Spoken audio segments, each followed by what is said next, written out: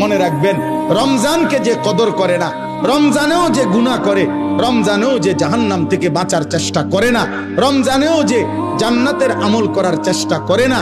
ভাই আমার, ছেলেরা আমার, বাবা আমার, পর্দার আড়ালের মা বোন আমার, সবাইকে এই শেষ কথা বলি। আল্লাহ রসুল বলছে, জিব্রাইল আইসা রমজানের শেষ দিন নবীজিকে আইসা বলে গেছে, ইয়া রাসূলুল্লাহ, এত বড় রমজান পেল, ইফতার, সাহারি, তারাবি, এতেকাফ, শবে কদর, প্রতি ঘন্টা মিনিটে এত মাফ নেওয়ার সুযোগ থাকার পরেও যেই নাফরমান জাহান্নাম থেকে বাঁচার চেষ্টা করে নাই, গুনাহ থেকে আল্লাহর কাছে মাফ নেয় নাই, জান্নাতের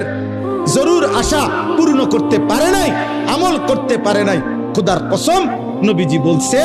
জিব্রাইল আইসা বলছে, ইয়া রাসূলুল্লাহ, এমন নাফরমানের উপরে আল্লাহর লানত, আল্লাহর লানত, লানত, লানত। নবী বলছে আমিন।